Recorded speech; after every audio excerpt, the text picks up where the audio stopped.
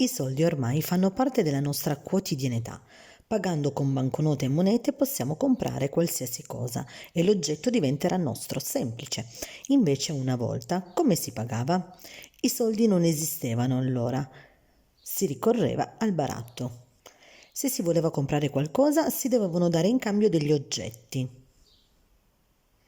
tra cui animali, sale, riso, cacao o anche schiavi, eccetera. Adesso l'uso del baratto è diminuito, in alcuni paesi poveri si usa ancora, ma sono casi rari perché ormai nel mondo si usano i soldi. Il baratto di una volta non riguardava solo questi oggetti, ma anche tanti altri, alcuni strani che non abbiamo mai visto, e altri invece li usiamo ancora oggi, ma hanno valore diverso rispetto a prima. Quelli che sono superficiali per noi prima contavano molto. Vediamo quali. 5.000 anni fa, in Mesopotamia e in Oriente, esisteva già la scrittura, tramite l'utilizzo delle tavolette di argilla che con la cottura diventavano dure. Queste tavolette si usavano non solo per la scrittura, ma anche come promemoria per registrare scambi, contratti e debiti. In Perù il peperoncino è molto usato per il cibo, ma anche come denaro. Questo tipo di baratto era ancora in uso fino al 1950, poi è scomparso.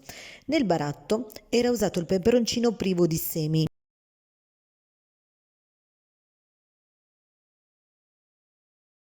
Durante l'epoca romana i soldati venivano pagati con il sale, perché era prezioso e utile nella vita quotidiana.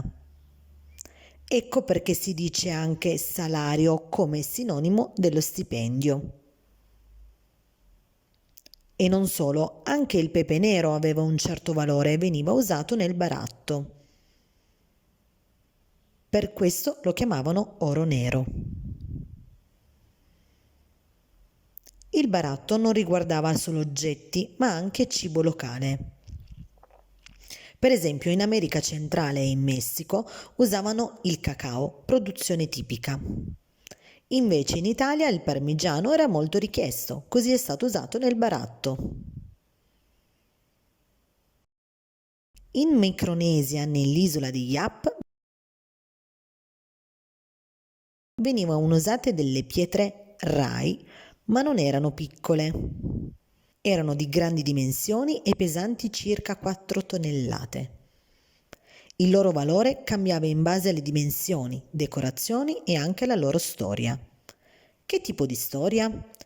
Dato che erano pesanti, trasportarle era pericoloso, perché le caricavano su canoe e zattere rischiando di morire.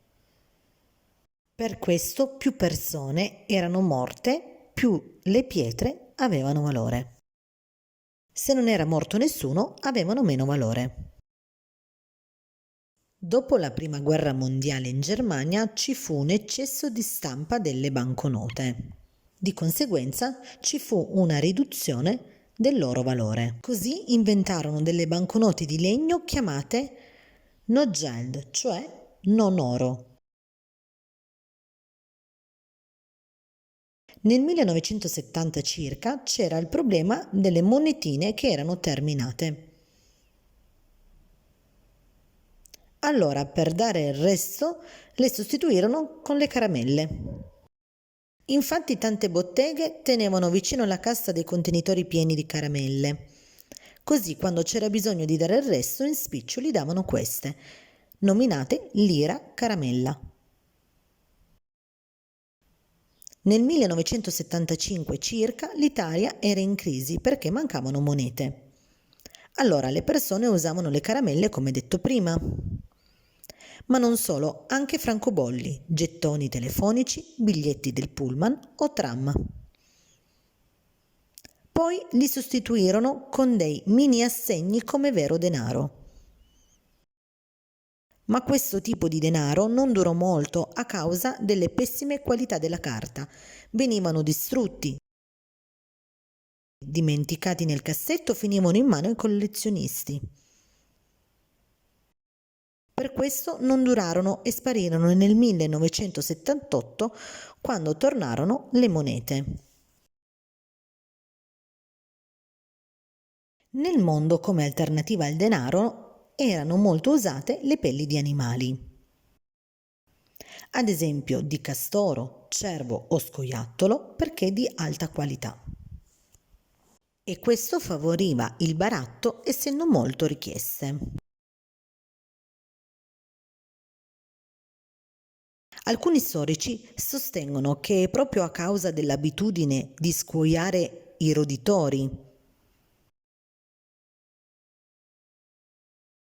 che ci sono stati aumenti dell'infezione e di morti durante la peste nera. In Inghilterra l'affitto del mulino si pagava in pesce, precisamente in anguille. Una volta pescate, 25 venivano messe su un bastone per pagare e continuare a usare il mulino.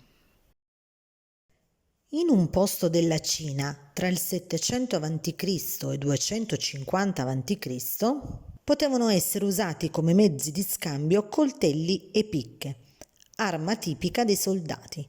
Come è iniziata questa cosa? Una leggenda dice che un certo principe non aveva abbastanza soldi per poter pagare le sue truppe. Così diede il permesso di utilizzare coltelli e picche per commerciare nel villaggio.